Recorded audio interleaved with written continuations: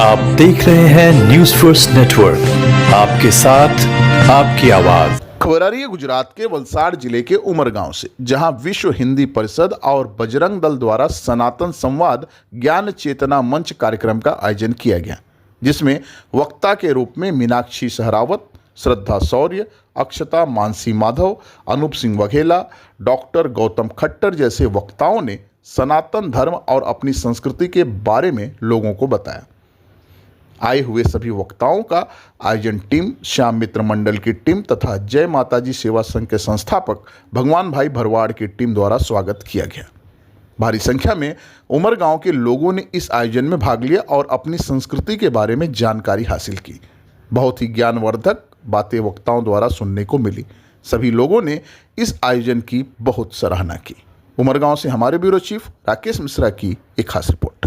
राम नाम, वो नाम जो इस देश के प्राण पुरुष का नाम होता है, वो नाम जिसकी आवृत्ति बदलने पर अर्थ बदलता है। एक बार राम कह दिया जाए तो संबोधन है, 2 बार राम कह दिया जाए राम राम तो अभिवादन है, 3 बार राम कह दिया जाए राम राम राम संवेदना है। निरंतर करते रहे तो संकीर्तन है, और संकीर्तन होता रहे तो सिद्धि है। और यदि ऐसे राम मर्यादा पुरुषोत्तम भगवान श्री राम का गुणगान हो तो ऐसा हो कि अयोध्याधिपति के श्री चरणों तक आवाज पहुंचे। कहिए जय जय सिया राम।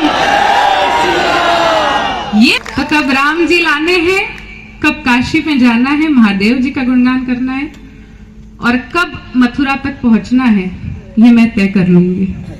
अवध की धूलि का ये कण कण कहता है राम राम राम राम, जाके आजमाइए नदियां भी कल कल राम धुन में करे हैं, आंजुरी में सरयू का नीर तो उठाइए, डाल डाल में बसे हैं, पात पात पे खिले हैं चित्रकूट वाले जंगलों में आप जाइए। अरे रोम रोम कहने लगेगा राम राम राम, रोम रोम कहने लगेगा राम राम राम। एक बार राम से लगन तो लगाइए। रामचंद्र की। अटल बिहारी वाजपेयी इनके शब्दों को याद रखेंगे। वो कहते हैं कि बाधाएं आती है आए, घिरे प्रलय की घोर घटाए, हास्य रुदन में तूफानों में, अमर असंख्य बलिदानों में, अपमानों में सम्मानों में, उन्नत मस्तक उभरे सीना, पीड़ाओं में पलना होगा, कदम मिलाकर चलना होगा, कदम मिलाकर चलना होगा, कदम। तुम्हारा वो छोटा सा बालक किसको अपना आइडल समझ रहा है? उस 2 रुपए की खैनी गुटखा बेचने वाले व्यक्ति को। तुम्हारा बालक आइडल समझ रहा है दारू बेचने वाले एक व्यक्ति को। तुम्हारा बच्चा आइडल समझ रहा है अश्लील फिल्में देने वाले व्यक्ति को। एक दिन जब कहीं तुम्हारा बच्चा किसी नुक्कड़ पर खड़े होकर किसी की बेटी को छेड़ेगा तो तुम विचार करोगे कि कैसे इसमें ये संस्कार आए। एक दिन जब तुम्हारा बालक कोई बीड़ी सिगरेट दारू के लत में लग जाएगा तो तुम्हारे मन में ये विचार आएगा कि ये कहां से संस्कार आए, क्योंकि मैंने तो ये संस्कार इसको नहीं दिए हैं, हमारे परिवार से तो ये संस्कार नहीं आए हैं। देखिए, आपने वो संस्कार उसको नहीं दिए हैं, उसके आइडल ने उसको वो संस्कार दिए हैं। तो उसका आइडल जो सिखा रहा है वो वही सीख रहा है। इसीलिए सर्वप्रथम तो माताओं को, भाइयों को, बंधुओं को ये ध्यान देने की आवश्यकता है कि आपके घर का बालक आइडल किसको समझ रहा है अपना।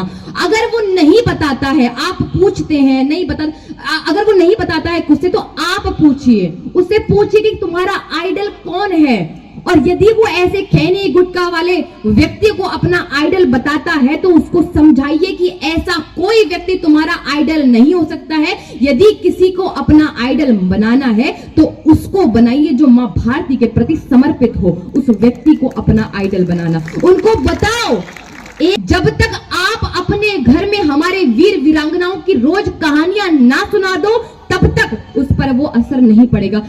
जो काम कर रहा है उसको तन से नहीं तो मन से नहीं तो धन से, और तन मन धन से भी नहीं तो उसकी टांग ना खींचे, बस इतना उसको सहयोग कर दे।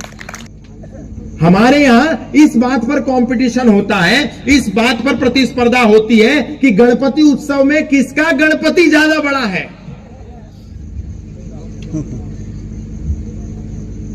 दुर्गा पूजा में गरबा का पंडाल किसका ज्यादा बड़ा लगा हुआ है, और राम जी की शोभा यात्रा में कौन से मोहल्ले की शोभा यात्रा में ज्यादा भीड़ आई है, हम इस पर ही लड़ाई लड़ रहे हैं।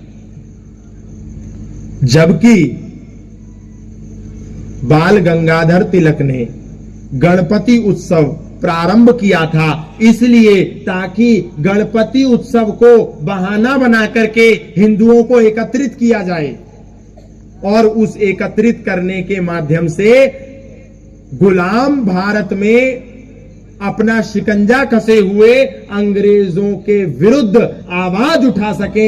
आज उस गणपति उत्सव के इतने उच्चतम उद्देश्य को छोड़ करके हम उसके कंपटीशन में लगे हैं, और ना केवल कंपटीशन में लगे हैं, ना केवल प्रतिस्पर्धा में लगे हैं, बल्कि गणपति का मजाक भी बना रहे हैं।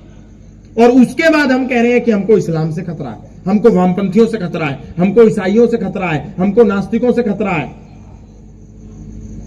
जबकि गणपति का उपहास हम उड़ा रहे हैं। करोड़ों रुपया लगाने के बाद डीजे में हम गीत चला रहे हैं, गणपति बप्पा मोरिया परेशान करे मुझे छोरिया।